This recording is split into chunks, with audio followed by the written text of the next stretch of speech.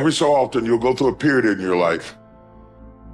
You will see yourself as a failure because you don't see yourself operating in the way that you dreamed that you would. The pressure in your life right now has a purpose. It's not crushing you. It's pushing what's on the inside of you out. It shows you who you are. It's how you find out what's on the inside of you. I want to remind y'all of the power of the mind. You can think your way into stress. You can think your way into misery, frustration. But if you change your mind, it'll change your life. You just have to decide in your mind what you want it to be. You just have to wake up. You just have to break that negative spirit. You have to break through. There is nothing more practical than developing a vision. It's not some pie in the sky exercise. It's without a vision, you're chaotic and fragmented and hopeless and disappointed, and someone can stop you just by putting up a single obstacle. You're a house divided amongst itself. You have no forward movement. You're not enthusiastic, and that's to be filled with the Spirit of God, by the way. And your life is a sequence of disappointments and frustrations and tragedies, and you're a leaf blowing in the wind. And that is not what you're called to be. That's not what you're called to be. You're called to be a visionary constructor of the paradisal vision. Really, that's who you are. Terrible as that is to apprehend. We already will lose everything we have to lose. Right? We're all in this game, man. So there's, whether you want it to be this way or not, you are betting everything on your life. You don't know what you've got until all hell breaks loose. You don't know what you can take until the pressure is applied to your life. You don't know what you can endure until people stab you in the back and walk away from you. You don't know how much courage you have until you've been under fire and under struggle and under tribulation. Just as nature takes every obstacle, every impediment, and works around it, turns it to its purposes, incorporates it into itself, so too, a rational being can turn each setback into raw material and use it to achieve its goal. You can make anything very tough for yourself, or you can do anything playfully. There is nothing really tough or easy. It is the way people experience it that something becomes very tough or something becomes a joyful process. If you make light of yourself, life will never sit heavy upon your heart. It will be light.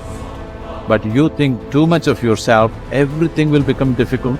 Sitting, standing, somebody looked at you like this, so much difficulty, isn't it?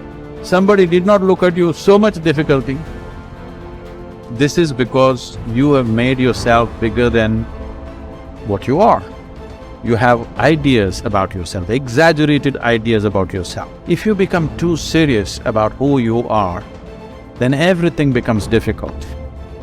If you carry yourself lightly, then everything is with ease.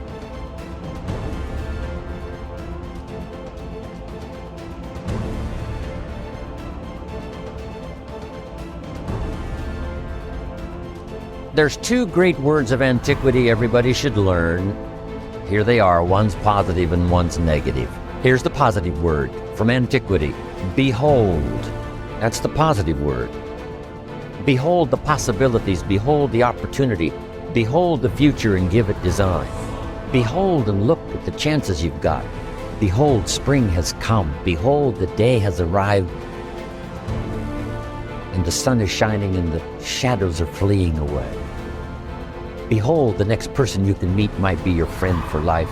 Behold, the next person might be a colleague forever. Behold, that's the positive word, behold. Now, here's the negative word, beware. Beware of what you become in pursuit of what you want. Beware. All of our lives we have to deal with behold and beware. When a kid goes to school, it's behold the opportunity and beware the dangers, behold and beware. So beware of what you become, pursuing what you want. Some things I went for in the very beginning cost me too much. I got so obsessed with some things that I found out later the price was too big to pay? If I would have known better, I never would have paid. But sometimes we learn when? After. So don't become so obsessed with something that you lose your sense of reason, or it costs you your friends. Don't be so obsessed with something that you compromise your virtues and your value. The story says Judas got the money. You say, well, that's a success story. No. It's true, 30 pieces of silver was a sizable sum of money, but it was not a success story. His name was Judas. Doesn't that ring a bell? It makes all the difference in the world. Judas got the money. Here's something interesting about the story of Judas. After he got the money, he was unhappy. Someone says, well, if you had a fortune in your hand, why would you be unhappy? And here's the key. He was not unhappy with the money. He was unhappy with himself. Here's a key phrase. The greatest source of unhappiness is self-unhappiness. It's not from outside the things that make us unhappy. Greatest devastating unhappiness is to be unhappy with yourself. Now, a mild form of unhappiness is construct. The desperate form of unhappiness is destruct. It's like worry. We should all worry a little, but not let it destroy our lives. So it's called caution, but not undue caution. It's called fear and worry, but not the worry that kills you, not the worry that destroys you. It's like hate. You don't need to hate your job. Save your hate for the important things like evil, like the weeds that attack your garden, like the diabolical ideas that try to entice your children. Right? You don't need to hate everything. I hate this, I hate that. That's the misuse of your hate.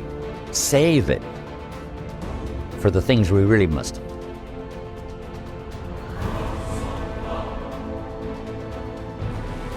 How long are you going to wait before you demand the best for yourself and in no instance bypass the discriminations of reason?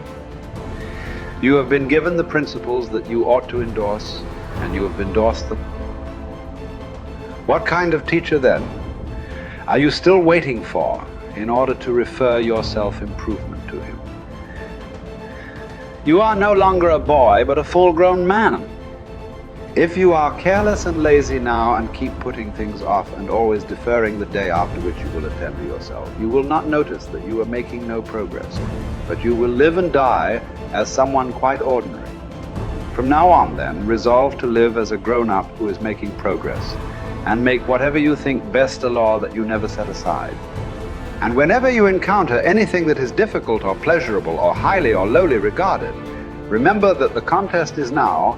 You are at the Olympic Games. You cannot wait any longer, and that your progress is wrecked or preserved by a single day in a single event. Success is both a journey and a destination, isn't it?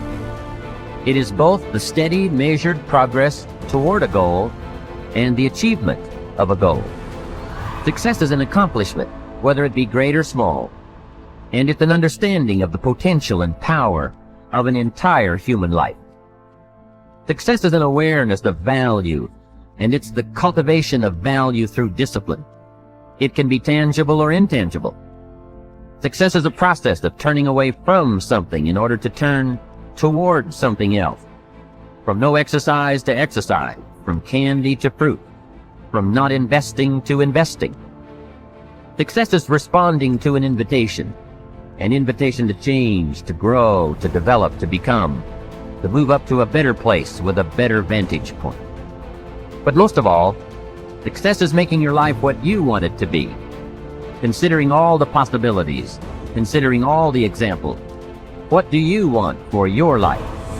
That is the big question. Remember, success is not a set of standards from our culture, but rather a collection of personal values, clearly defined and ultimately achieved. Success is your better life for you, the design you give it, the dreams you accomplish. Making your life what you want it to be for you That is success.